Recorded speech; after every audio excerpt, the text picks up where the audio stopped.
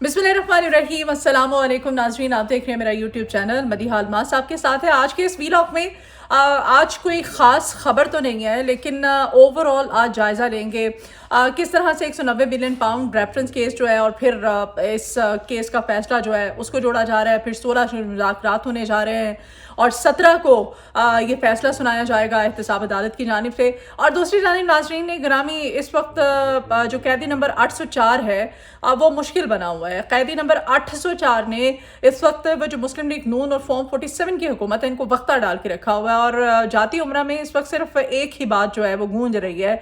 बात ये गूंज रही है कि वो जो थी ना कहानी साड़ी गल हो गई है, वो साड़ी गल हो गई है से अब गल तो साड़ी हुई सी नाल हुण की हो रहा है, की हो रहा है तक ये मामला पहुंच चुका है। तमाम तर सूरत हाल का आज के इस वीलॉग में जायजा लेंगे।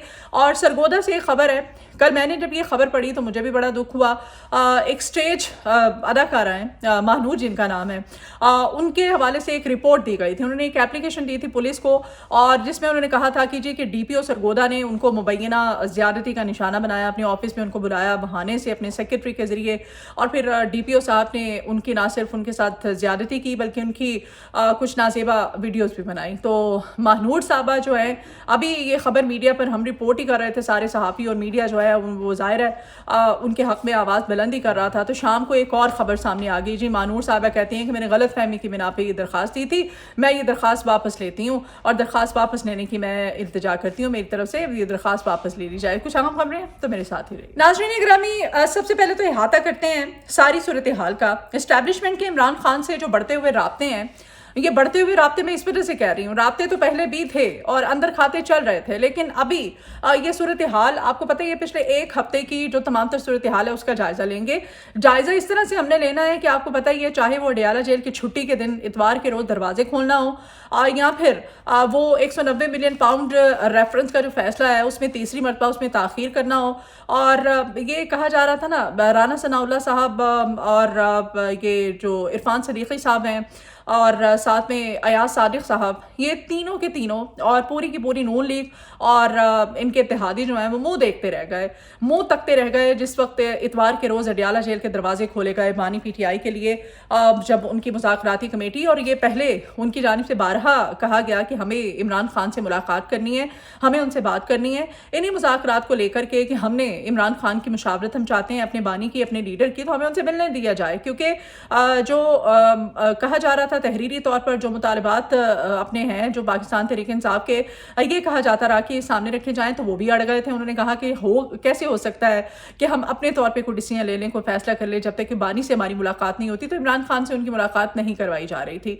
तो इमरान खान के साथ फिर अचानक मैं बता रही हूँ, जैसे इनको भी नहीं पता था, अयाज सादिक साहब को इमन नहीं पता था, और अचानक छुट्टी के रोज़ एकदम से अडियाला जेल के दरवाजे खोल दिए जाते हैं। फिर वहाँ पर जिस तरह से बड़े एक साजगार और कंट्रोल्ड एक एनवायरनमेंट जो होता है, एक माहौल होता है, उसमें जिस तरह से मुलाकात करवाई गई फिर इस लीडरशिप की अपने बानी के साथ। और पहले तो उस मुज़ाकराती कमेटी की मुलाकात हुई इमरान खान के साथ, फिर मुज़ाकराती कमेटी के अलावा अली अमीन गंडापुर साहब की 1-on-1 मुलाकात हुई इमरान खान के साथ। अब अली अमीन और इमरान खान की वो जो 1-on-1 मुलाकात थी, और फिर कल आर्मी चीफ भी गए थे, उन्होंने खैबर पख्तूनख्वा का दौरा किया था। वहाँ पर उन्होंने अमीर जमात इस्लामी हाफिज़ निमर इरफान साहब को भी बुलाया हुआ था खैबर पख्तूनख्वा, उनसे भी मुलाकात की, और दीगर भी अहम शख्सियात थी, मोहसिन नकवी साहब थे वहाँ पे।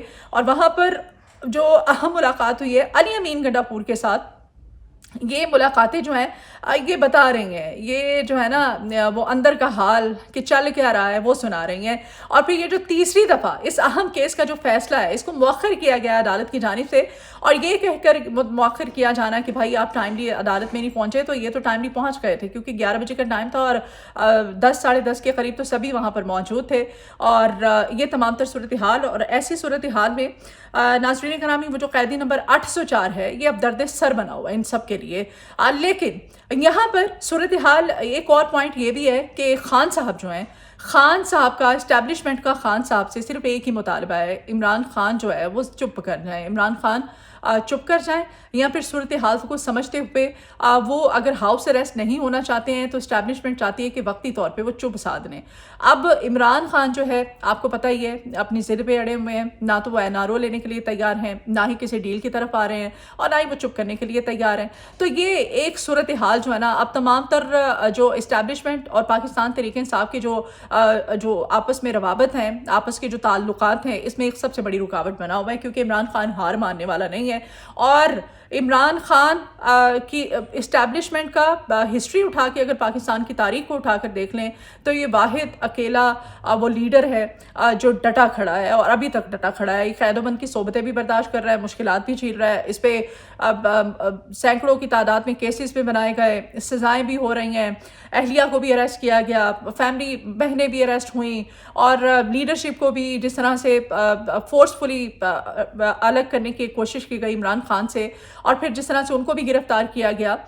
پھر کارکنان بڑی تعداد میں جس طرح سے ان کا نہ صرف قتل عام کیا گیا, ان کو اریسٹ کیا گیا. عمران خان نہ تو ڈیل کرنے والا ہے, نہ NRO لینے والا ہے, اور ابھی تک ڈٹا کھڑا ہے. اور اسی وجہ سے اب حالات جو ہیں وہ اندر کھاتے کچھ بدلتے ہوئے نظر آ رہے ہیں.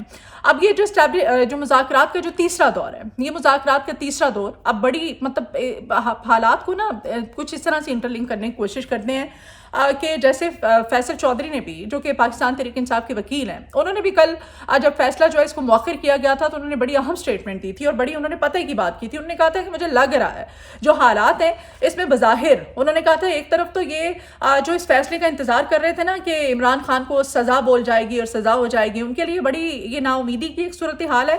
اور دوسرا انہوں نے پوائنٹ یہ اٹھایا تھا کہ ہو سکتا ہے کہ صورتحال اور حالات کو سمجھتے ہوئے اب اس فیصلے کو جان بوجھ کے مؤخر کرنے کی کوشش کی جا رہی ہو, اور پھر اس کی جو اب یہ جو مذاکرات کا جو دور ہونے جا رہا ہے, یہ مذاکرات کا جو تیسرا دور ہے اب یہ 16 کو ہونے جا رہا ہے. 16 جنوری کو مذاکرات ہونے ہیں, اور 17 جنوری کو اب کہا جا رہا ہے کہ یہ 190 بلین پاؤنڈ کا جو ریفرنس کا فیصلہ ہے وہ آئے گا. تو آپ یہاں سے اندازہ لگا سکتے ہیں کہ صورتحال کو ابھی بھی کنٹرولڈ کرنے کی بڑے سازگار طریقے سے اور بڑے بیلنس طریقے سے کوشش کی جا رہی ہے. لیکن عمران خان قیدی نمبر 804, اور یہ درد سر اس وقت بنا ہوا ہے اس وقت اتحادی حکومت کے لیے, فارم 47 کی حکومت کے لیے. کہہ رہے ہیں کہ ہو کی رہا ہے, غلط ساڑی ہوئی سی. اب یہ مطلب بات تو ہمارے ساتھ کی تھی انہوں نے, ساڑی گال ہو گئی ہے, اب یہ کیا ہو رہا ہے, صورتحال جو ہے یہ اکثر بدلتی ہوئی نظر آ رہی ہے. بہرحال دوسری جانب جو اہم خبر جس کا میں آپ سے ذکر کر رہی تھی وہ خبر یہ ہے کہ سرگودا سے خبر کل میں نے جب